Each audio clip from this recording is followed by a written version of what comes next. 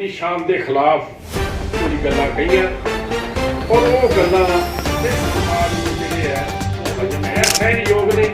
ਇਸ ਵਾਸਤੇ ਅਸੀਂ ਮੈਂ ਪ੍ਰੈਸ ਨੂੰ ਵੀ ਨੋਟ ਦਿੱਤਾ ਸੀ, ਮੈਂ ਟੀਵੀ ਦੇ ਮਾਧਿਅਮ ਰਾਹੀਂ ਵੀ ਸਾਰੀ ਪਬਲਿਕ ਨੂੰ ਆਗਾਹ ਕਰ ਰਿਹਾ ਕਿ ਸਿੱਖ ਕੌਮ ਅਕਾਲ ਤਖ਼ਤ ਸਾਹਿਬ ਇਹਨਾਂ ਦੇ ਨਾਲ ਕੋਈ ਪੰਗਾ ਨਾ ਲਵੇ। ਨਾ ਅਸੀਂ ਕਿਸੇ ਨੂੰ ਦਬਾਉਂਦੇ ਹਾਂ, ਨਾ ਅਸੀਂ ਦਬਾ ਕਿਸੇ ਦਾ ਬਰਦਾਸ਼ਤ ਕਰਦੇ ਹਾਂ। ਸਾਡੀ ਜਿਹੜੀ ਸਰਵੋੱਚ ਸੰਸਥਾ ਹੈ ਉਹਦੇ ਵਿੱਚ ਕੋਈ ਵੀ ਸਿਆਸੀ ਪਾਰਟੀ ਨੂੰ ਕੋਈ ਦਖਲਅੰਦਾਜ਼ੀ ਨਹੀਂ ਕਰਦੀ। ਇਹਦੇ ਵਿੱਚ ਕੋਈ ਸਿਆਸਤ ਨਹੀਂ ਹੈ।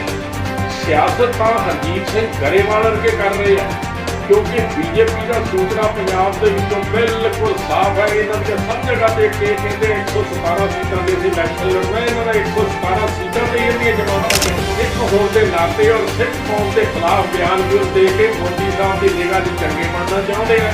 ਔਰ ਇਹਨਾਂ ਨੂੰ ਉਮੀਦ ਹੈ ਕਿ ਪੰਜਾਬ 'ਚ ਸੂਪੜਾ ਸਾਫ਼ ਹੈ, ਕਿਤੇ ਲਾਗੇ ਵਾਲੀ ਸਟੇਟ ਤੋਂ, ਕਿਤੇ ਯੂਪੀ ਤੋਂ, ਕਿਤੇ ਰਾਜਸਥਾਨ ਤੋਂ, ਕਿਤੇ ਹੋਰ ਪਾਸੇ ਸਾਨੂੰ ਕੋਈ ਰਾਜ ਸਭਾ ਦਾ ਮੈਂਬਰ ਹੀ ਬਣਾ ਦੇਣ। ਇਸ ਚੱਕਰ ਦੇ ਵਿੱਚ ਕੌਮ ਦੇ ਖਿਲਾਫ ਬਿਆਨ ਦੇ ਰਹੇ ਆ। ਬਾਕੀ ਜਿਹੜਾ ਇਲੈਕਸ਼ਨ ਦਾ ਮਸਲਾ, ਅਸੀਂ ਇਹਦੇ ਨਾਲ ਇਲੈਕਸ਼ਨ ਨੂੰ ਜਾਂ ਸਿਆਸਤ ਨੂੰ ਨਹੀਂ ਜੋੜ ਰਹੇ।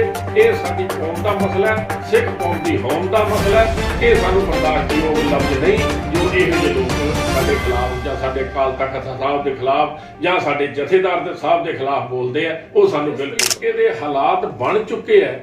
ਉਸ ਤਰੀਕੇ ਨਾਲ ਜਿਹੜਾ ਬੀਜੇਪੀ ਦੇ ਨਾਲ ਅੱਜ ਤੋਂ ਬਾਅਦ ਜਿਹੜਾ ਗਠਬੰਧਨ ਹੋਣਾ अगला सदा सदा वास्ते बहुत मुश्किल। ईवीएम को लेकर तो कोई डर नहीं है कि जो, क्योंकि आप जब गठबंधन में थे तो कभी ईवीएम पे सवाल नहीं उठाए, लेकिन अब आपको लगता है कि कहीं पंजाब इलेक्शन में अकाली दल को ये डर तो नहीं है कि ईवीएम का मसला है? ये दुनिया कह रही है और जो लोगों की आवाज है वो आवाज ਅਸੀਂ कह रहे हैं कि लोगों ਨੂੰ ईवीएम ਦੇ ਉੱਤੇ ਭਰੋਸਾ ਨਹੀਂ। ਹੁਣ ਕੱਲ ਡਿਬੇਟ ਦੇ ਵਿੱਚ ਗੱਲ ਹੋ ਰਹੀ ਸੀ ਜੀ, ਇਹ ਬਿਲਕੁਲ ਪਾਰਦਰਸ਼ੀ ਢੰਗ ਨਾਲ ਇਹਦਾ ਕੰਮ ਹੋ ਰਿਹਾ ईवीएम ਦਾ। ਤੁਸੀਂ ਇਹ ਵੇਖੋ ਕਿ ਚੰਦਰਯਾਨ ਜਾ ਰਹੇ ਆ, ਉੱਪਰ ਪੁਲਾੜ ਦੇ ਵਿੱਚ ਜਾ ਰਹੇ ਆ। ਅਗਰ ਉਹਨਾਂ ਨੂੰ ਥੱਲੇ ਬੈਠ ਕੇ ਕੰਟਰੋਲ ਕੀਤਾ ਜਾ ਸਕਦਾ ਤੇ ईवीएम ਨੂੰ ਛੇੜਛਾੜ ਜਿਹੜੀ ਆ ਸਾਈਡ ਤੇ ਬੈਠ ਕੇ ਕਿਉਂ ਨਹੀਂ ਕੀਤੀ ਜਾ ਸਕਦੀ? इसकी आपका बहुत बहुत स्वागत है। आज हम मौजूद हैं अकाली दल के वरिष्ठ नेता मास्टर गोराया जी के पास। इन्होंने कल एक प्रेस नोट जारी करके बयान दिया था और नाराजगी जताई थी बीजेपी के नेता हरजीत सिंह ग्रेवाल के शब्दों को लेकर। पहले उनसे मसला समझते हैं कि इतना गुस्सा उस बयान को लेकर। मास्टर जी, क्या वजह रही कि आपने तुरंत इतना बड़ा इस पर प्रेस नोट जारी किया?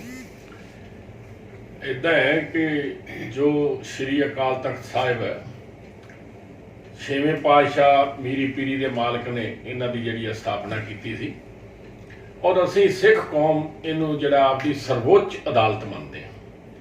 जिस तरीके नाल अपने संविधान के मुताबिक सुप्रीम कोर्ट सर्वोच्च है और उहदा जो फैसला है वो सर्वमान्य हुंदा है, इसे तरह जिहड़ा सिख कौम की सुप्रीम कोर्ट जिहड़ी है वो श्री अकाल तख्त साहिब है और जिहड़े उहदे जथेदार साहब ने वो बहुत ही सत्कारत हस्ती है, सत्कारयोग है। लेकिन उन्होंने जो 100 साला श्रोमणी कमेटी का फंक्शन मनाया जा रहा सी ते उहदे विच उन्होंने कौम वास्ते कोई शब्द कहे और उन्होंने सिख कौम नूं ये आगाह किया कि सारिਆਂ ਨੂੰ ਜਿਹੜਾ एक झंडे थले इकट्ठे होना चाहिए। कुछ जो सिख दोखी पार्टियां ने ਜਾਂ लोग ने ਉਹ ਤੁਹਾਡਾ ਨੁਕਸਾਨ ਕਰਨਗੇ ਉਹਨਾਂ ਨੂੰ, ਕਿਉਂਕਿ ਜਦੋਂ ਸਾਡੇ ਉਹ ਸਿੱਖ ਕੌਮ ਦੇ ਹੀ ਸਰਵੋੱਚ ਨੇ ਤੇ ਉਹਨਾਂ ਨੇ ਆਪ ਦੀ ਕੌਮ ਦੇ ਭਲੇ ਵਾਸਤੇ, ਆਪ ਦੀ ਕੌਮ ਦੇ ਹੋਂਦ ਵਾਸਤੇ ਉਹਨਾਂ ਨੇ ਸੇਧ ਦੇਣੀ ਹੈ।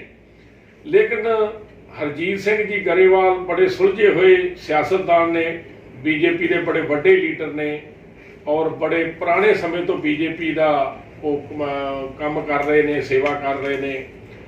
ਉਹਨਾਂ ਨੇ ਜਥੇਦਾਰ ਸਾਹਿਬ ਦੀ ਸ਼ਾਨ ਦੇ ਖਿਲਾਫ ਕੁਝ ਗੱਲਾਂ ਕਹੀਆਂ ਔਰ ਉਹ ਗੱਲਾਂ ਸਿੱਖ ਸਮਾਜ ਨੂੰ ਜਿਹੜੇ ਹੈ ਉਹ ਹਜਮ ਨਹੀਂ ਹੋ ਰਹੀਆਂ, ਉਹ ਅਸਹਿਣਯੋਗ ਨੇ। ਇਸ ਵਾਸਤੇ ਅਸੀਂ ਮੈਂ ਪ੍ਰੈਸ ਨੂੰ ਵੀ ਨੋਟ ਦਿੱਤਾ ਸੀ, ਮੈਂ ਟੀਵੀ ਦੇ ਮਾਧਿਅਮ ਰਾਹੀਂ ਵੀ ਸਾਰੀ ਪਬਲਿਕ ਨੂੰ ਇਹ ਆਗਾਹ ਕਰ ਰਿਹਾ ਕਿ ਸਿੱਖ ਕੌਮ ਅਕਾਲ ਤਖ਼ਤ ਸਾਹਿਬ ਇਹਨਾਂ ਦੇ ਨਾਲ ਕੋਈ ਪੰਗਾ ਨਾ ਲਵੇ। ਨਾ ਅਸੀਂ ਕਿਸੇ ਨੂੰ ਦਬਾਉਂਦੇ ਆ, ਨਾ ਅਸੀਂ ਦਬਾ ਕਿਸੇ ਦਾ ਬਰਦਾਸ਼ਤ ਕਰਦੇ ਆ। ਸਾਡੀ ਜਿਹੜੀ ਸਰਵੋੱਚ ਸੰਸਥਾ ਹੈ ਉਹਦੇ ਵਿੱਚ ਕੋਈ ਵੀ ਸਿਆਸੀ ਪਾर्टी ਨੂੰ कोई दखलंदाजी करने का कोई हक नहीं। तो अब आपको लगता है कि जैसे जैसे इलेक्शन नजदीक आएंगे तो इलेक्शन का एक प्रभाव दिखने को मिल रहा है कि इस तरह के बयान इसलिए आ रहे हैं कि कल को जो सिख वोट बैंक है उस पर नजर हो सकती है। नहीं, इस ਇਹਦੇ ਵਿੱਚ कोई सियासत नहीं है। सियासत तो हरजीत सिंह गरेवाल वर्गे कर रहे हैं, क्योंकि बीजेपी का सूबड़ा पंजाब दे विचों बिल्कुल साफ है। इन्हां दी सब जगह ते कहंदे 117 सीटां ते असीं इलैक्शन लड़ना, इन्हां दा 117 सीटां ते इन्हां दी जमानतां जब्त होणीआं। पर ये सिख होण दे नाते और सिख कौम के खिलाफ बयान ब्यून दे के मोदी साहब की निगाह च चंगे बनना चाहते हैं। और इन्होंने उम्मीद है भी पंजाब चो तो सूपड़ा साफ है, किते लागे वाली स्टेट चो, किते यूपी चो, किते राजस्थान चो, किते होर पासे सानू कोई राज सभा का मैंबर ही बना देन। ये ते इस चक्कर दे विच कौम के खिलाफ बयान दे रहे हैं। बाकी जिहड़ा इलैक्शन का मसला ਅਸੀਂ ਇਹਦੇ ਨਾਲ ਇਲੈਕਸ਼ਨ ਨੂੰ ਜਾਂ ਸਿਆਸਤ ਨੂੰ ਨਹੀਂ ਜੋੜ ਰਹੇ। ਇਹ ਸਾਡੀ ਕੌਮ ਦਾ ਮਸਲਾ ਹੈ, ਸਿੱਖ ਕੌਮ ਦੀ ਹੌਮ ਦਾ ਮਸਲਾ ਹੈ। ਇਹ ਸਾਨੂੰ ਬਰਦਾਸ਼ਤਯੋਗ ਲਫ਼ਜ਼ ਨਹੀਂ ਜੋ ਇਹੋ ਜਿਹੇ ਲੋਕ ਸਾਡੇ ਖਿਲਾਫ ਜਾਂ ਸਾਡੇ ਅਕਾਲ ਤਖਤ ਸਾਹਿਬ ਦੇ ਖਿਲਾਫ ਜਾਂ ਸਾਡੇ ਜਥੇਦਾਰ ਦੇ ਸਾਹਿਬ ਦੇ ਖਿਲਾਫ ਬੋਲਦੇ ਆ, ਉਹ ਸਾਨੂੰ ਬਿਲਕੁਲ ਬਰਦਾਸ਼ਤ ਨਹੀਂ। ये सवाल इस सब्जेक्ट से हट गए कि अब क्योंकि जो बयान आ रहे हैं बीजेपी की तरफ से भी और अकाली दल की तरफ से, अब ये लग रहा है कि चाहे जो मर्जी स्थिति बने लेकिन अब गठबंधन तो नहीं होगा। देखो इतना है, ये सवाल मेरे लेवल तो बहुत उच्चा है, पर जिस तरीके दे हालात बन चुके हैं उस तरीके नाल जिहड़ा बीजेपी दे नाल अज तो बाद जिहड़ा गठबंधन होना अगां सदा सदा वास्ते बहुत मुश्किल है। तो मास्टर जी ईवीएम को लेकर तो कोई डर नहीं है कि जो, क्योंकि आप जब गठबंधन में थे तो कभी ईवीएम पे सवाल नहीं उठाए, लेकिन अब आपको लगता है कि कहीं पंजाब इलेक्शन में अकाली दल को ये डर तो नहीं है कि ईवीएम का मसला यहाँ खड़ा हो जाए और ईवीएम का सवाल उठने लगे? इदां है, जिहड़ा ईवीएम का मसला है वो असीं नहीं कुछ कह रहे, मैं जाती तौर पर नहीं कह रहा, अकाली दल नहीं कह रहा, सरदार सुखबीर सिंह बादल साडे सत्कारयोग प्रधान ने वो नहीं कह रहे, ये दुनिया कह रही है। और जो लोगों की आवाज़ है वो आवाज़ असी कह रहे हैं कि लोगों को ईवीएम के उत्ते भरोसा नहीं रहा। जे हुण कल डिबेट दे विच गल हो रही सी जी ये बिल्कुल पारदर्शी ढंग नाल इहदा काम हो रहा है ईवीएम का, तुसीं ये वेखो कि चंद्रयान जा रहे हैं उपर पुलाड़ दे विच जा रहे हैं, अगर उन्होंने थल्ले बैठ के कंट्रोल किया जा सकता है तो ईवीएम नूं छेड़छाड़ जिहड़ी है साइड ते बैठ के क्यों नहीं की जा सकती? ये जिहड़ी है इस करके ईवीएम जिहड़ी आपकी भरोसेयोगता गवा चुकी है। और जो पब्लिक ही नहीं चाहती, पब्लिक चाहती है कि बैलेट पेपर नाल इलैक्शन होण ते इन्हां नूं की उहदे विच इतराज़ है? अमरीका वर्गा मुल्क सब तो एडवांस मुल्क और पहले नंबर का मुल्क जिहड़ा वर्ल्ड दे विच है वो बैलेट पेपर नाल इलैक्शन करवा रहा है, तो फिर बीजेपी नूं जां हिंदुस्तान की किसी होर पार्टी नूं की इतराज़ है? जो लोगों को भरोसा नहीं तो ईवीएम नूं बंद कर दें। ये लास्ट सवाल मास्टर जी है कि जलालाबाद में किस तरह की स्थिति आप मानते हैं आने वाले विधानसभा चुनावों को लेकर, किस तरह की का मुकाबला आप देखते हैं?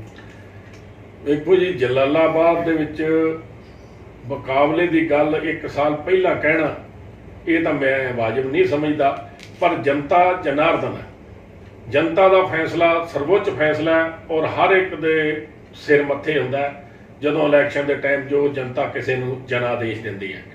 पर जो कांग्रेस की हालात है वो वेखणयोग होवेगी जदों तुसीं इलैक्शन का समा वेखोगे। जिहड़े अज कांग्रेस के वड्डे वड्डे लीडर तुरे फिरदे हैं इन्हां नूं लभना पैना कि है कित्थे ने, क्योंकि लोगों ने काम बारे पूछना है, इन्हों को सवाल पूछने हैं भी दसो तुसी वोट लैन आए हो, काम दसो की कीता, और ओदी एक भी प्राप्ति नहीं गिना सकते।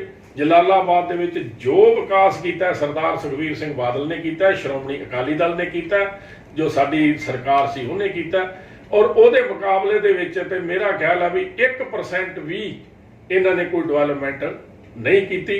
सो इस वास्ते गा तुसीं आपे हिसाब ला लिया जे भी मुकाबला किस तरह का होएगा। तो ये थे अकाली दल के वरिष्ठ नेता मास्टर गोराया जी जो बता रहे थे कि जलालाबाद में जो मुकाबला होगा उस पर कहना भी जल्दबाजी है, लेकिन फिर भी अकाली दल के लिए यहाँ पर बहुत बढ़त की स्थिति है। जलालाबाद से पारस मैदान के साथ में दीपक पोहिया, जलालाबाद।